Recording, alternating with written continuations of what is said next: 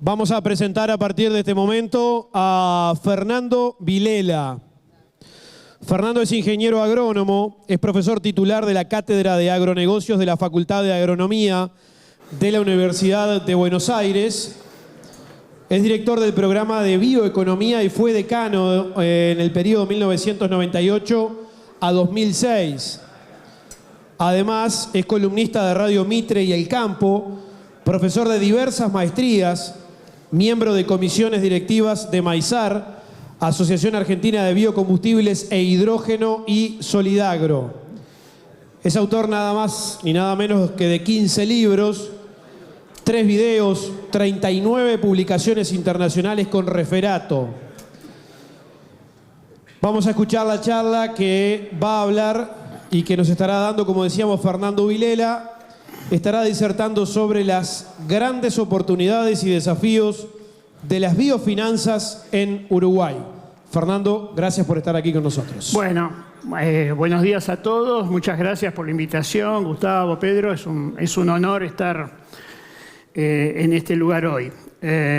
Vamos a cambiar un poco la escala temporal, la escala geográfica que la que venían llevando hasta adelante, para poder entender por qué era relevante esa información que los dos oradores previos estuvieron manifestando.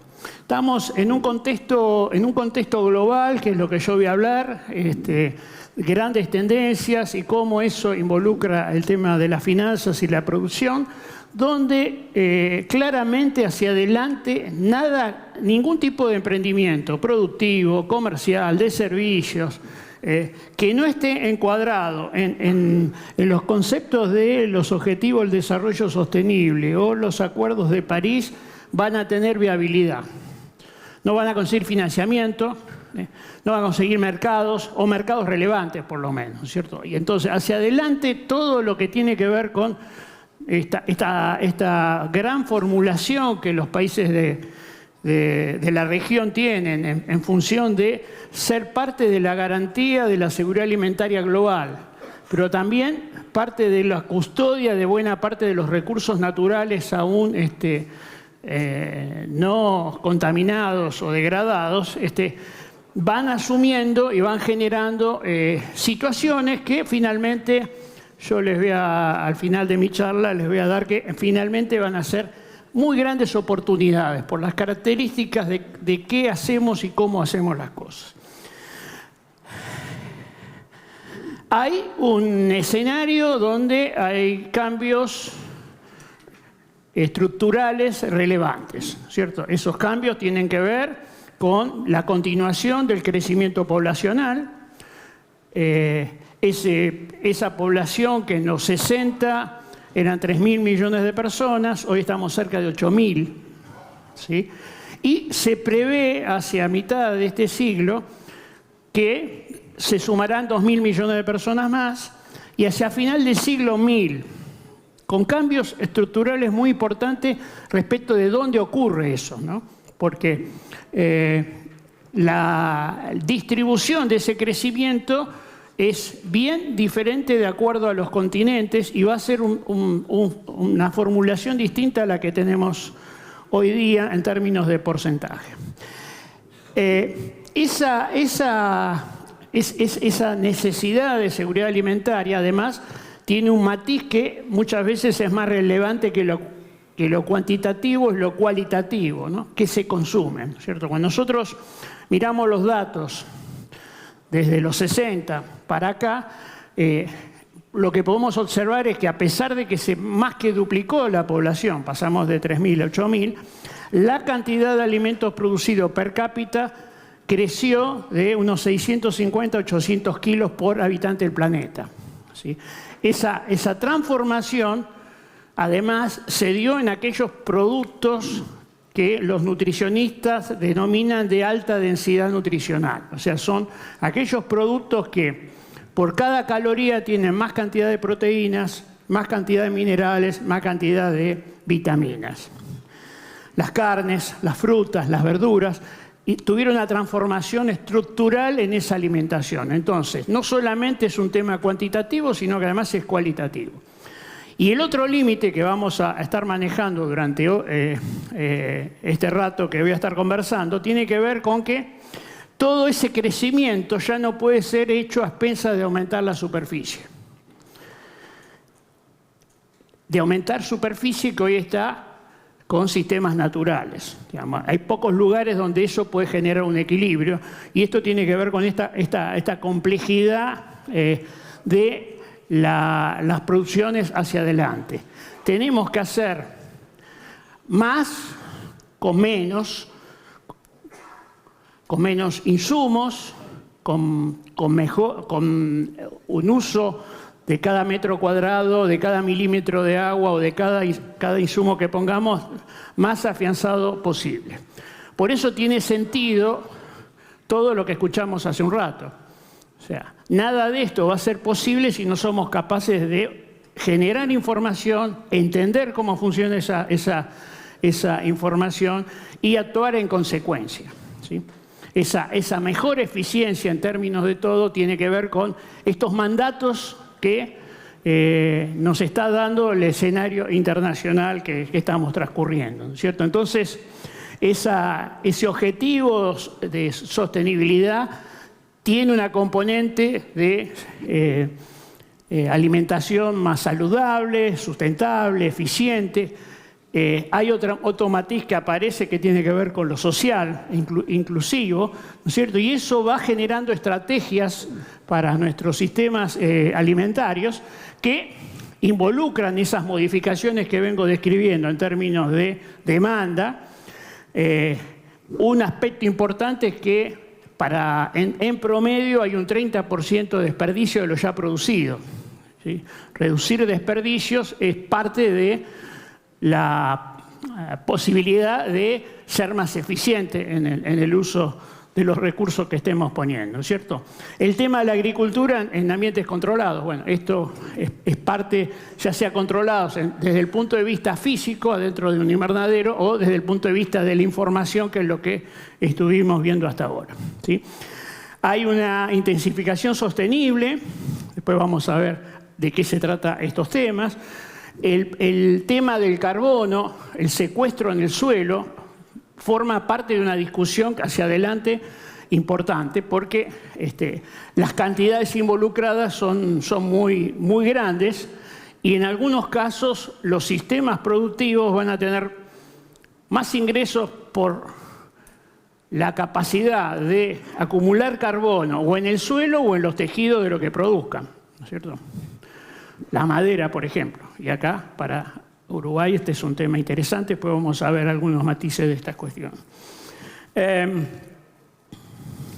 tema del carbono renovable y la restauración de áreas naturales que estén degradadas. Bueno, todas estas estrategias se van sumando en este sentido, ¿no es cierto? Hacia adelante, las previsiones tienen que ver con intentar que este cambio en la temperatura media del planeta crezca lo menos posible. Y hay objetivos que están planteados en 1.5 grados. La mala noticia es que venimos mal para eso, ¿no es cierto? Las cosas no están funcionando acordes con ese objetivo, ¿sí? ¿Qué es lo que está pasando? Estamos sacando carbono que fue acumulado por fotosíntesis hace millones de años, transformado en petróleo, en carbón o en gas, lo estamos volviendo a poner en la atmósfera, ¿no es cierto? Y eso genera estos efectos de invernadero que tienen todas estas consecuencias que estamos hablando, ¿no es cierto?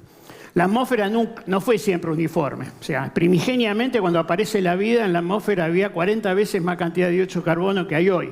Y no había oxígeno, ¿sí? ¿Qué es lo que hizo el cambio? La fotosíntesis.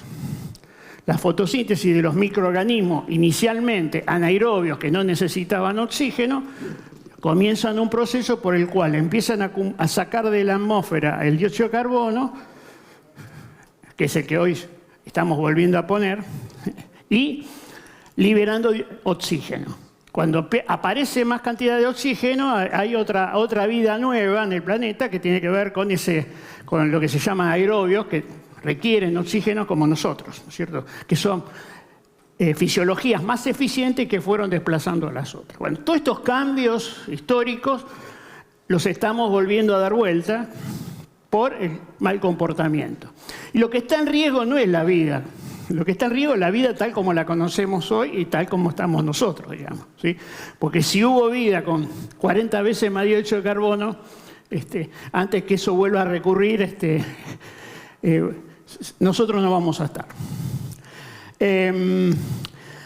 La cuestión entonces hacia adelante es que tenemos que descarbonizar todas nuestras actividades, ¿cierto? Tratando de que los sectores de la economía puedan llegar a un nivel de equilibrio entre lo emitido y lo absorbido, un balance cero hacia el 2050. Ese es el objetivo y ese es el propósito.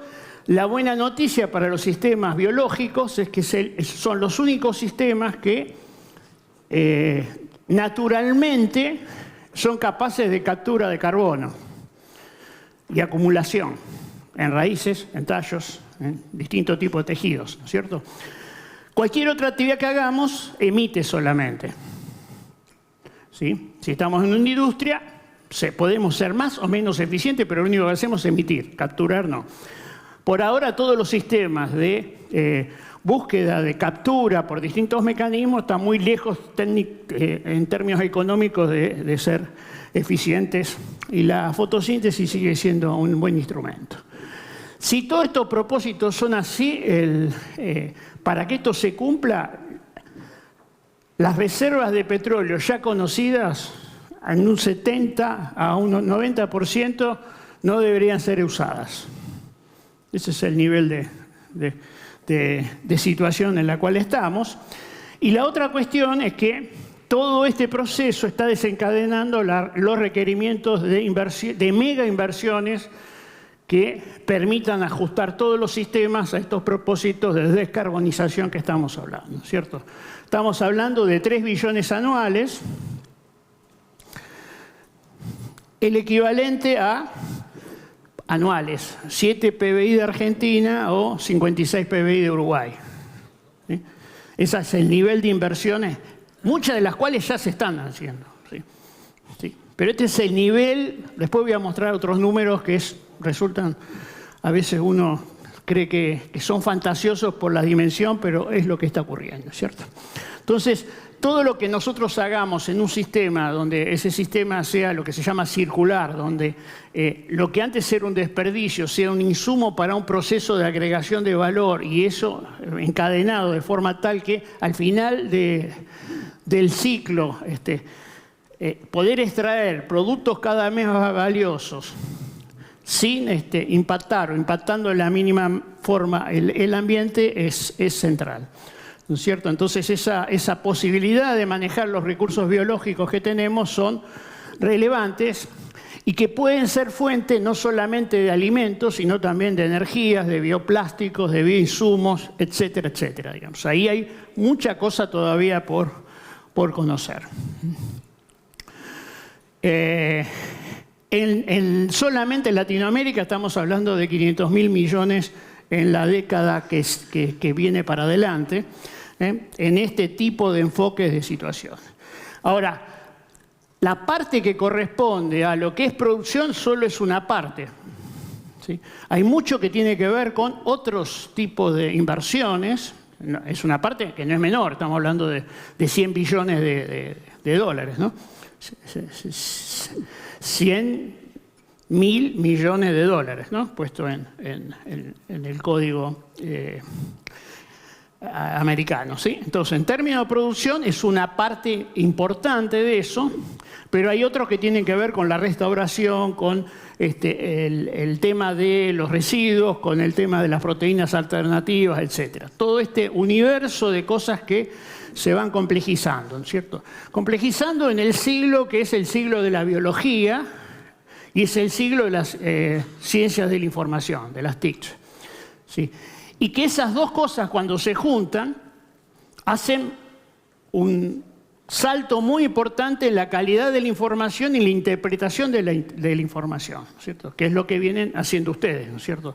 Entender una posibilidad de tener información a partir de sensores que van con esos drones, o que van en una máquina, etcétera, que generan mucha información, y hoy estamos con esas ciencias de informáticas en capacidad de hacer un análisis y sacar conclusiones cada vez mejores, ¿cierto? Hay un problema desde la oferta y también desde la demanda, ¿no es cierto? Hábitos alimentarios, el tema de las pérdidas, después vamos a ver cuánto involucra la producción y cuánto involucra a los consumidores, ¿no es cierto? Y la posibilidad de generar ambientes naturales, ¿no es cierto? Yo les decía que desde el punto de vista demográfico los cambios no van a ser uniformes. O sea, la foto de fin de siglo no va a ser la foto de ahora. Dentro de 2 años China va a dejar de ser el país más poblado, ¿sí? Hoy están en 1.400 millones, India la va a pasar. Pero hacia finales de siglo, China va a tener menos de 1.000 millones de habitantes. África, que hoy tiene un solo país entre los 10 países más poblados, va a tener 6. Casi todo el crecimiento poblacional de acá hasta fin de siglo es en África. Que desde el punto de vista de su capacidad de aseguramiento de la seguridad alimentaria, tiene muchísimas limitaciones. Limitaciones de recursos naturales, limitaciones, con eso solo, eso no alcanza. No sé, Angola tiene una relación de suelo cultivable y agua dulce per cápita de las más altas del mundo, ¿sí? Pero importa el 80% de lo que come. O sea, el recurso natural no alcanza. Hace falta tecnología y hace falta empresarios que sepan hacer las cosas, ¿no es cierto? Sin esas 3 partes no hay resultado, ¿no es cierto? Entonces, los países que funcionan son los que tienen esos 3 elementos conjuntos. Hay un recurso natural, o a veces ni siquiera está. O sea, durante buena parte del siglo XX, los 2 países que tuvieron tasas de crecimiento más altas en términos de producción agropecuaria fueron Israel y Holanda, que no precisamente tienen recursos, digamos. Uno le sobra sol, el otro le falta, uno le sobra agua, al otro le falta. Los 2 son chiquitos, pero los 2 han tenido una capacidad de incorporar conocimiento muy acelerado al sistema productivo, ¿no es cierto? Entonces, cuando uno mira los resultados de esto, los resultados son favorables. Entonces, volviendo a África, África hoy es más o menos el 25% de la población de Asia.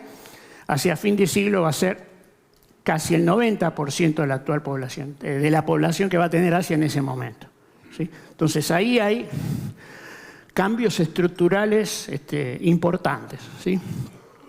Y también consumos distintos, ¿no es cierto? Cuando nosotros miramos, por ejemplo, en este gráfico, en la medida que el color es más oscuro, es la cantidad de calorías ingeridas per cápita, bueno, vemos que justamente parte de Asia y África y algunos países latinoamericanos son los lugares donde está peor esa situación, y cuando miramos la cantidad de carne consumida per cápita, la cosa es parecida, ¿no es cierto?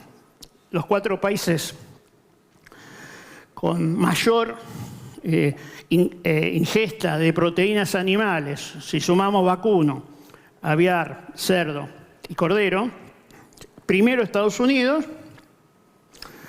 120 más o menos, y después hay 2 ahí cerca, que son la Argentina y Australia y Nueva Zelanda, que están parecidos en torno a los 110, 115, ¿no? Sumados todos ellos, ¿no?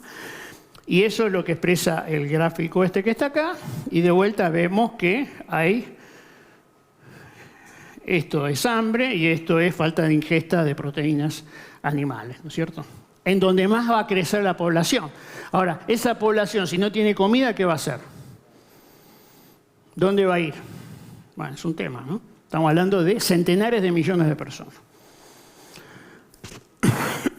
Entonces, lo que tenemos hoy hay que transformarlo. Tenemos hoy, hay 800 millones de personas en el planeta que están en esa parte que recién mostraba de ingestas por debajo de de calorías por debajo de lo adecuado para vivir, solo de calorías estamos hablando.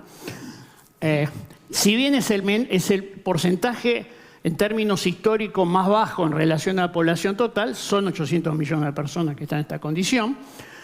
Hay 2.500 que tienen las calorías, pero no tienen una dieta adecuada. 1.900 millones de personas con sobrepeso o obesidad en el planeta.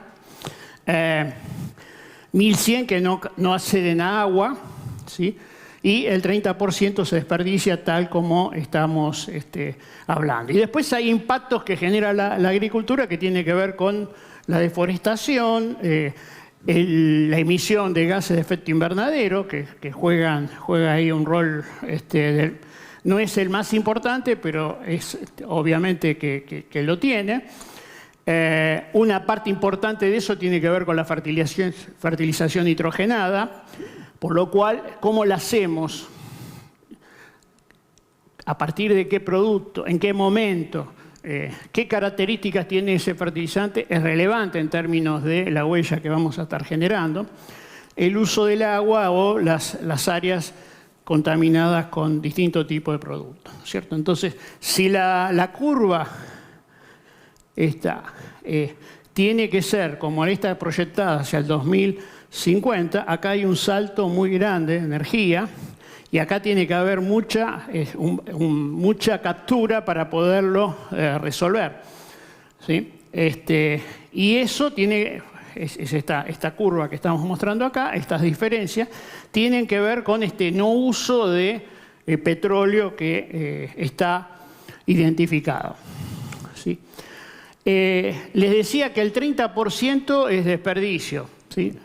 Y ese desperdicio tiene distintas componentes. Cuando nosotros miramos dónde se generan, 65% en hogares, 11% de punto de venta, 25% del servicio cuando estamos hablando del punto del consumo para adelante. Pero hacia atrás, lo que tenemos acá en gris es la componente de la pérdida antes de la venta, y vamos a encontrar, y después esta parte que tiene que ver con el consumidor, y vamos a observar que los países más ricos o las zonas más ricas del planeta, Europa, Norteamérica, el porcentaje de lo que se desperdicia en el hogar es mucho más importante, y obviamente los países más, o las zonas del mundo más pobres, casi todo lo que se pierde en la fase previa, ¿no es cierto? No en el hogar. Ahí, si nosotros mejoráramos esto, ya tendríamos un impacto ambiental bastante menor, porque todo lo que hicimos para producirlos lo estaríamos aprovechando.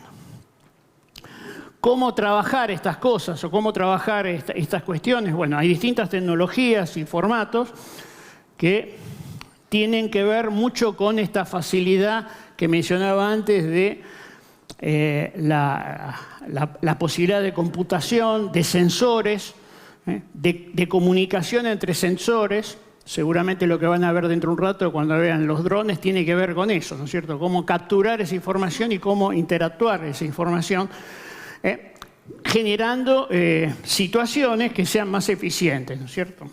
A veces también con registros, como pueden ser la utilización de blockchain, la detección de momentos de cosecha para mejorar y que el desperdicio sea menor. Incluso estamos hablando también en el caso de ciertos frutos o verduras de la aplicación de películas de bioplásticos comestibles, que lo que hacen es evitan la pérdida de agua o la sobremaduración, etc. Todas esas tecnologías están disponibles. Y la otra cuestión es aprovechar lo que antes se tiraba para producir distintos tipos de productos. Hoy ese mercado a nivel global ya representa 50.000 millones de dólares en aprovechamiento de las partes de las frutas que estaban más maduras y que no van al mercado como fresco, etcétera, etcétera. Todo ese conjunto de elementos que se van alineando en pos de mejorar la eficiencia de lo que estamos haciendo. Además hay iniciativas que tienen que ver con darle valor a la capacidad de capturar carbono. ¿Sí? Capturar carbono que puede estar en un tallo, decíamos recién que hacia futuro en el suelo probablemente, que genera distinto tipo de finanzas internacionales cada vez más activas que, bueno, acá les estoy mostrando un estado de situación según el Banco Mundial, donde hoy hay 68 iniciativas que involucran bonos por 80.000 millones de dólares, ¿no? Hacia adelante esto va a crecer significativamente, ¿no? Fíjense, por ejemplo, el pronóstico que se está haciendo en términos de 20.000 millones de millones, o sea, 20.000 billones, ¿sí? Hacia el 2030 o 50.000 hacia el 2050. ¿Sí? En términos que tienen que ver con esta captura, digamos. Muchos productores van a tener más ingresos por esta vía que por la vía de la venta de productos probablemente. Y el tema de la restauración, el uso de bosques, es otro formato importante. Hay reusos de cosas, ¿no es cierto? Todos estos proyectos, todos estos programas de financiamiento están buscando distintos caminos de utilización de recursos, ¿no es cierto? En el caso de la posibilidad de reemplazar los plásticos, que son uno de los más contaminantes, por productos degradables a partir de, no de petróleo, sino de recursos biológicos, cada vez están avanzando con más velocidad, digamos, y ya están presentes en varios mercados, ¿no es cierto? La proyección del mercado de bioplásticos es muy importante hacia adelante, ¿sí? Y hay ya muchas iniciativas. Yo acá estoy mostrando una que es de Bioceres. Bioceres es una empresa tecnológica de Argentina de productores, caso único, que tiene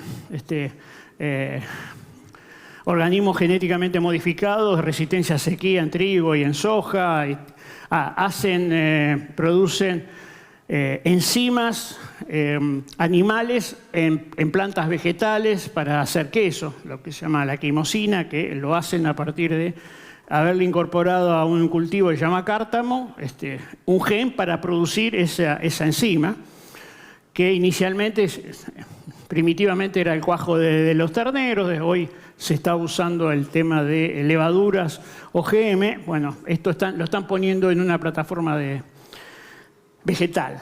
Pero también lo que están haciendo es, por ejemplo, en el caso de la glicerina en el caso de Argentina, hoy es el principal exportador de glicerina de Farmacopea, es un subproducto de la industria del biodiesel. ¿Sí? Cuando uno genera, a partir de aceite de soja, biodiesel, sale biodiesel y sale glicerol. Ese glicerol, inicialmente cuando empezó esta industria se quemaba, hoy forma parte de una exportación importante de valor agregado en la Argentina, que es esta glicerina.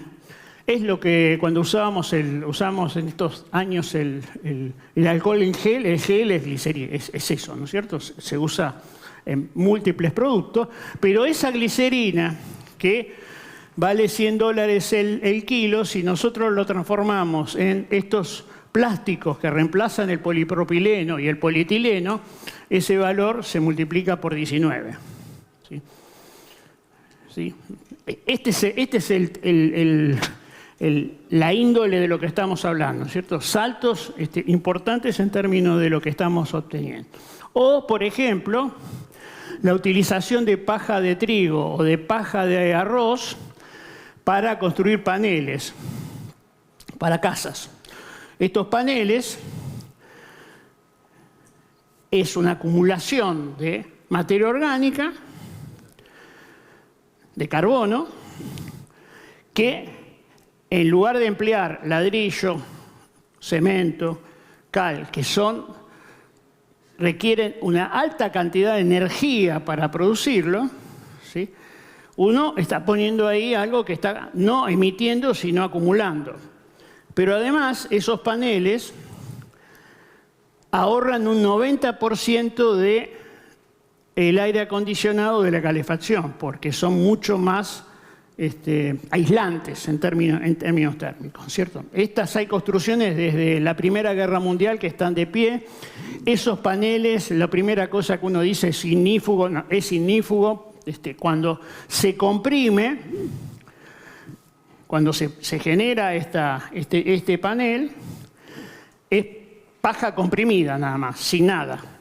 Esa compresión genera calor, ese calor hace que todas las piezas se solidifiquen entre sí, hay un proceso químico por la propia temperatura, ¿sí? Y uno puede, búsquenlo en los videos, van a encontrar videos de estos paneles con un soldador apuntándole con el fuego y no se prende fuego, no tiene oxígeno, no sé qué.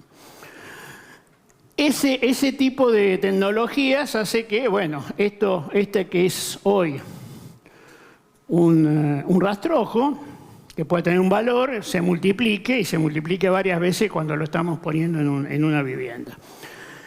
Esto tiene que ver con un equilibrio también de la materia orgánica, esas cosas está previsto, está pensado, pero tenemos que saber que más del 80% del rastrojo que queda cuando estamos haciendo siembra directa se volatiliza sin incorporar, digamos. Entonces, hay cuentas para hacer eso, y en la Argentina se está instalando la primera fábrica para hacer estos paneles, que es una tecnología australiana, hay europeas, hay distintos tipos de cosas. ¿De qué estamos hablando? Estamos hablando que para la gente, al aumento poblacional, etcétera, en los próximos años se van a requerir 230.000 millones de metros cuadrados de vivienda. Si las hacemos de cemento, de cal y ladrillos, todo eso es pura emisión. Si la hacemos de madera, la hacemos de este tipo de cosas, es al revés, ¿no es cierto? Entonces ahí hay cosas para jugar interesantes, ¿no es cierto? Esa industria hoy representaba en el 2017 400.000 millones de dólares, hacia el 2030 la proyección es 25 billones. 25.000 millones de dólares, ¿sí? Estas son las magnitudes de las cosas que están pasando, ¿no?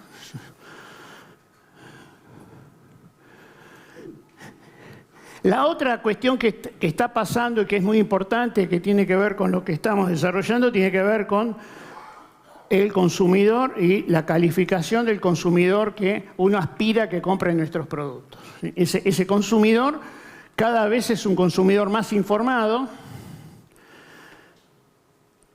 cada vez tiene más presente esta cuestión de lo ambiental, y en las clases medias globales, además, el porcentaje que emplea de sus ingresos en la alimentación es cada vez menor.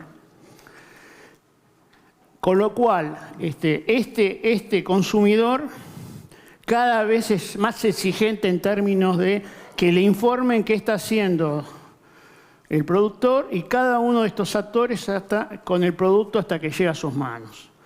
Certificaciones y trazabilidad son las dos palabras clave para adelante.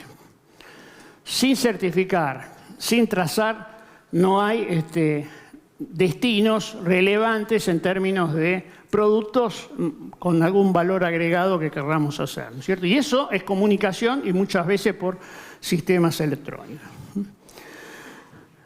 Esa presión de esos consumidores en algunas regiones del mundo están asumiéndose como políticas, geopolítica, el caso del Pacto Verde Europeo, hoy un poco chocado por el tema de Rusia-Ucrania, pero eso está y va a estar marcando algunas tendencias en términos de características de los productos, al menos de los que ellos van a comprar.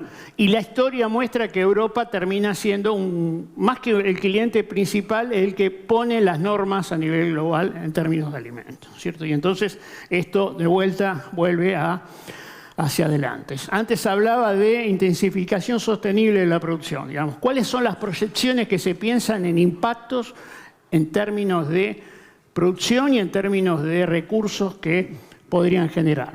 Hacia adelante, La genética, la biotecnología pueden añadir 400 millones de toneladas de producción y 100.000 millones de ingresos a los productores. La nutrición y la protección, una cantidad importante de incremento, no tan fuerte como pero sí una mayor captura de gases de efecto invernadero o una menor emisión.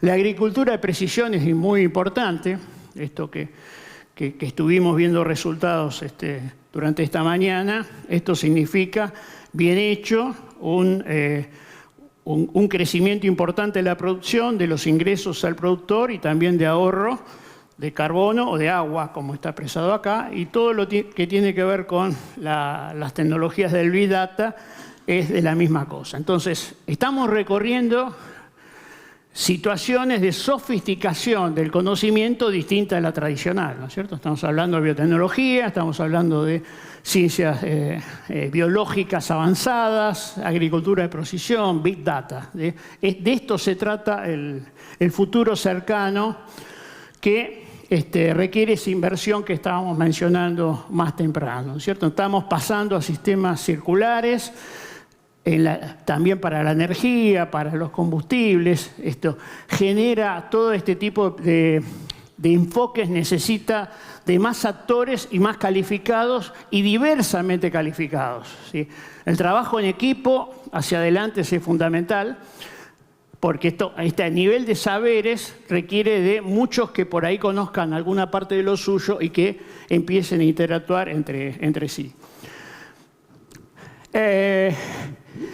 El resumen que nosotros hacemos es decir, bueno, que la bioeconomía, que es esta transformación de la biomasa a partir del conocimiento en múltiples productos de alto valor, es el foco que nos asegura una transformación a partir de la biotecnología, de las TICs, de esta industria al cielo abierto, que es el sistema agropecuario, ¿sí? Y que cuando revisamos el planeta hay un montón de países que tienen estrategias ligadas a este foco, ¿no es cierto? Este foco de finanzas donde podemos considerar distintas etapas y distintos formatos de acuerdo a esta terminología donde la finanza sostenible involucra lo ambiental, social y económico, y lo podemos ir restringiendo a verde o a de baja carbono cuando estamos haciendo mitigación. ¿Qué está pasando, digamos, qué es lo que ocurrió en términos de estas inversiones? Por eso yo les decía que no es el futuro. Estos son los datos a hoy de estas inversiones financieras. Fíjense que estamos hablando de 6 billones en el 2012, ayer, ¿sí? Hace 10 años, y en el 2020 estamos hablando de casi 800 billones. ¿Sí? De 6 a 800. Eso es lo que ya pasó. ¿Sí? Por eso lo que yo le proyecto, que por ahí algunos por ahí pueden decir, está hablando de números que son imposibles. No son imposibles, esto ya está pasando. En un contexto donde hay, como decía al comienzo, hay un pronóstico de cambio climático, ¿no es cierto? Este es uno de los escenarios. Cuando nosotros miramos qué va a pasar con la temperatura, cambios globales, yo decía antes, 1,5, 2 de objetivo, pero eso está distribuido en una cantidad de territorios muy distintos, ¿no es cierto? Donde en algunos casos van a estar las temperaturas aumentando 1 a 2 grados y otros van a estar entre 6 y 8, ¿no? Fíjense lo que es el Ártico, ¿no? Hoy ya el Ártico, que antes en invierno no se podía navegar, los barcos van navegando todo el año desde China por acá, en lugar de tener que atravesar todo esto y entrar por Suez a otros lugares, ¿no es cierto? Se ahorran entre un 30 y un 40% del tiempo de navegación, digamos, a raíz de este desastre de lo que se llama el permafrost, que es el suelo congelado, que buena parte de estos territorios lo tenían así, ya no está tan así. Entonces la materia orgánica que está se está liberando. Entonces las emisiones de gases de efecto invernadero ahí son gigantescas. Y lo mismo ocurre con los incendios, ¿no es cierto? Los incendios en la zona de la taiga rusa son entre 4 y 5 veces más fuertes que lo de las Amazonas cuando hace 2 años atrás había una discusión sobre ese tema, ¿no es cierto? Ahora, ¿qué? Ahí se nos corrió. Se corrió. Bueno, este círculo está acá. Fíjense que es de las zonas del mundo, las llanuras argentinas y de Uruguay, de las zonas que van a estar menos afectadas en términos de incrementos de temperaturas. Y cuando miramos el tema de las lluvias, también, ¿sí? Va a tener un leve aumento, entre 0 y 200 milímetros, o sea que estamos en una zona del mundo que tiene un montón de características a favor, además de las que ya tiene. En este desastre sale bastante bien parada, ¿no? Hay un montón de países que ya están generando este tema financiero a partir de bonos verdes, bonos sociales, distintos tipos de situaciones, y la propia Uruguay, que tiene, según la calificación de la Fundación Getúlio Vargas de Brasil, la mejor calificación en términos de clima económico de toda Latinoamérica. El tope es el Uruguay, fíjense.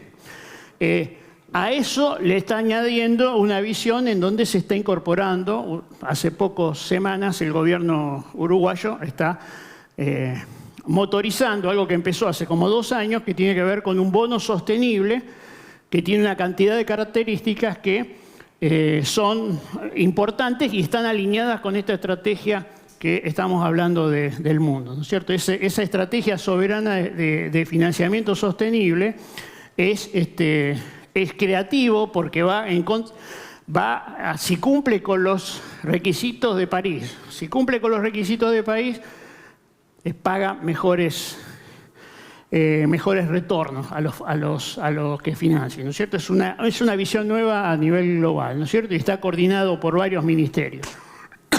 Incluso, si uno mira la ley del presupuesto de Uruguay del 2000 al 2024, están incluyendo este tipo de conceptos que estamos mencionando, ¿no es cierto? Habla de que la recuperación económica post-COVID sea sostenible e inclusiva. Habla de que el Poder Ejecutivo procurará generar herramientas y adoptar criterios necesarios para que la política de ingreso y gasto contemple los objetivos nacionales de mitigación de emisiones de gases de efecto invernadero y adaptación al cambio climático, digamos. Estas cosas ya están. Y están recorriendo distintos tipos de documentos, entre ellos de la ministra de Economía y Finanzas que estoy citando acá. Me queda poco tiempo y quiero concentrarme en 2 cositas más. Cuando nosotros hablamos de economía de carbono, balance cero, no estamos hablando de cada una de las actividades tenga que hacer eso. Estamos hablando de una región o un país. Es muy distinto esto. Por ejemplo, el concepto que tienen los neozelandeses de llegar a una reducción, a un balance cero hacia el 2050, involucra distintas componentes, como por ejemplo el tema de que la electricidad sea renovable, transporte eléctrico, aislamiento térmico de las viviendas, es este tema que estábamos hablando antes de la paja de trigo, de la madera, etcétera. Plantar 1.000 millones de árboles, y en ganadería reducir, pero el 24%, en una etapa, el 47% no. No es eliminar la ganadería, ¿sí? Es compensar lo de la ganadería con otros sistemas, ¿no es cierto? El Uruguay tiene una ventaja muy grande porque buena parte de su generación de energía eléctrica es a partir de fuentes renovables. Esto es un muy buen punto. Hay algunas estrategias ya planteadas de carbono cero en el caso de carnes, ¿no es cierto? ¿Y esto qué es? Es de vuelta a lo que decía recién, compensaciones, ¿no es cierto?, entre lo que emite un determinado sistema y lo que otro está capturando, ¿cierto? Y la última cosa que les quería hablar es de huella de carbono, ¿sí? En Argentina empieza a haber mediciones que son muy promisorias y que seguramente que en Uruguay van a ser igual, que tienen que ver con, por ejemplo, el trigo argentino tiene una huella de carbono medida según las reglas internacionales del PCC, 62% inferior al de España, 57% del Reino Unido, 27% debajo de otro país que es extensivo como Australia.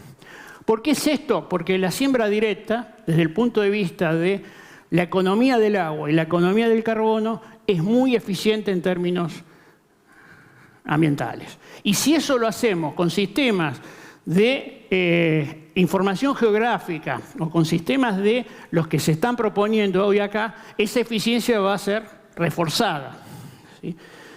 Y es un paso inescindible de tener la información para poder certificar. Entonces, cuando uno empieza a hacer estas cosas, empieza a encontrar que, además, si vos hacés fideos con un trigo que tiene 60% menos de huella ambiental, el fideo tiene 60% menos de huella ambiental que el otro, porque va arrastrando, ¿sí? Y eso es lo que está pasando. Fíjense que las pastas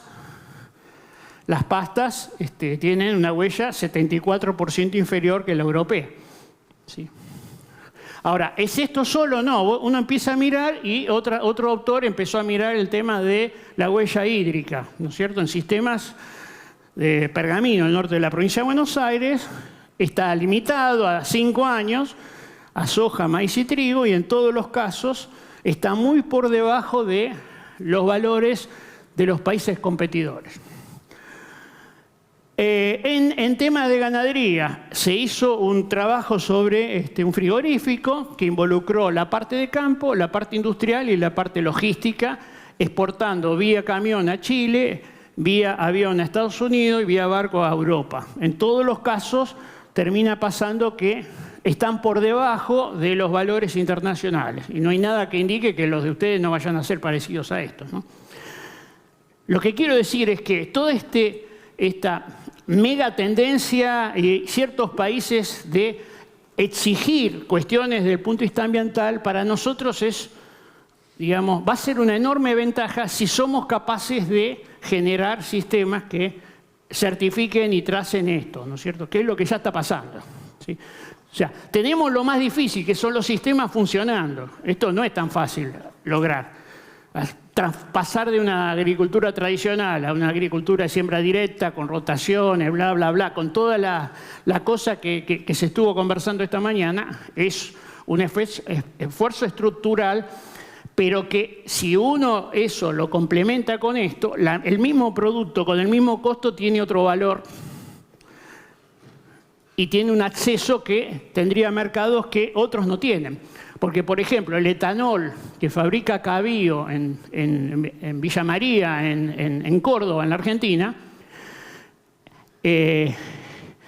los mismos que midieron esto, le midieron la condición para entrar a Europa, que es que vos tenés que ahorrar al menos el 74% de las emisiones respecto a la nafta. 70%. Y tiene el 74%. Cuando los europeos vieron eso, no, dijeron, estos ustedes no están haciendo bien las cuentas, tiene que ser un holandés el que lo mida. Entonces vinieron los holandeses, y los holandeses 74%. El único etanol que entra en la Unión Europea por condiciones ambientales es el argentino. El de Estados Unidos no, porque su sistema productivo de grano es el tradicional y el impacto de su huella de carbono nunca van a poder llegar a ese valor. Pollo, esto es lo último y ya me están por sacar. Pollo argentino comparado con otros países, ¿sí? Si yo los alimento con maíz y soja que vienen con baja huella ambiental, la huella ambiental del pollo va a ser menor, ¿sí? Y es así, claramente. Entonces, cuando nosotros miramos los datos, estos son del mes pasado que salieron publicados, estamos hablando de 1.5 kilos de dióxido de carbono por kilo de pollo contra 6,68 en el Reino Unido. Muchachos europeos, ustedes quieren cuidar el ambiente, coman pollos no producidos por ustedes, ¿sí? Porque esto está medido también con la logística, ¿no es cierto? Entonces, me parece que es el mensaje. Estamos en el camino, tenemos sistemas sostenibles, estamos haciendo bien las cosas, estamos juntando información, la estamos sistematizando, nos falta nada más que el pasito de certificar y trazar para cerrar el circuito, ¿sí?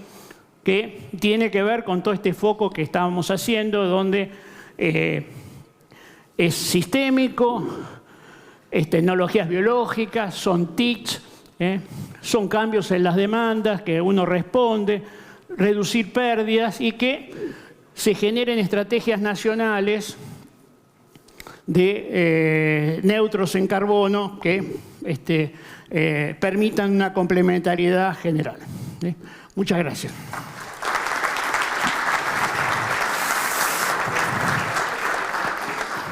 Muy bien, Fernando.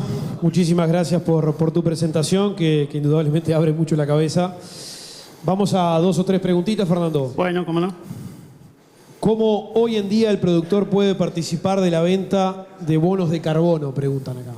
Bueno, este es un tema que no están del todo organizados, ¿no es cierto? Depende de los sistemas, ¿no? En Argentina están empezando a aparecer iniciativas que tienen que ver con esto.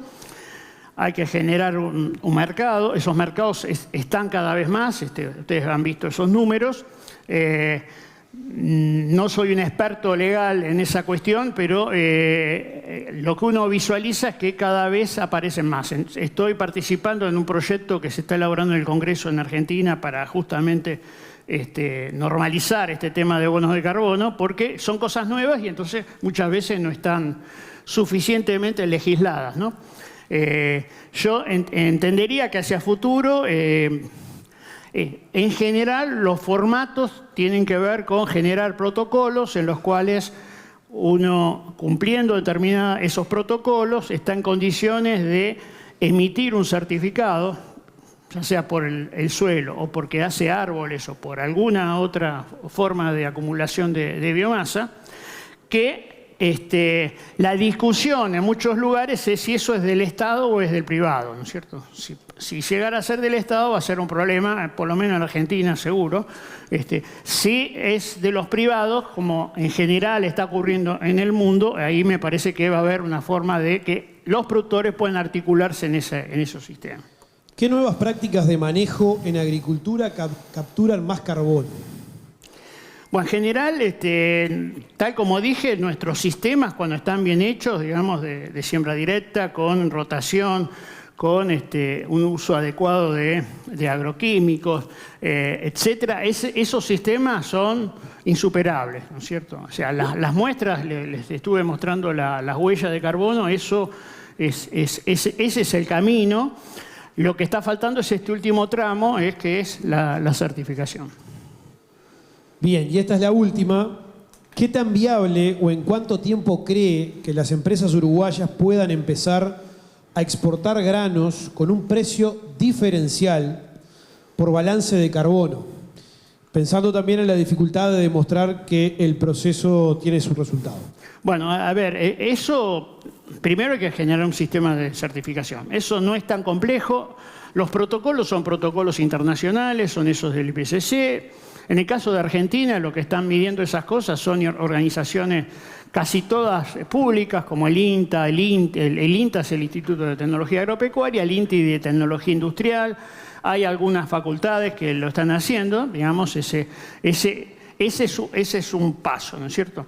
El otro paso es que los europeos están diciendo que si no haces eso no te compran, y en ciertos productos ya están diciendo, ya está pasando. Yo les dije el etanol recién. Entonces, este es un proceso que se está disparando y que en la medida que nosotros estemos preparados vamos a ser los primeros que capturemos ese valor. Fernando Videla, muchísimas gracias. Bueno, gracias. Gracias. Bueno, señores, nos vamos a ir al corte. Les explico. Seguimos en la tarde, 2:30 de la tarde puntual. Vamos a arrancar aquí. La tarde va a ser diferente, va a ser distinta, va a ser más distendida, con algunas sorpresas. Pero ahora nos vamos a ir al almuerzo. El almuerzo queda en el salón de aquí al lado. El salón es del restaurante Cava. Durante el almuerzo se van a dar muestras de drones. Quienes estén interesados, saliendo del restaurante o así enfrente a las piscinas, van a estar justamente haciéndose las pruebas. 14:30 sí o sí arrancamos aquí en la tarde, así que tenemos tiempo para almorzar y para poder ver los drones. Muchísimas gracias.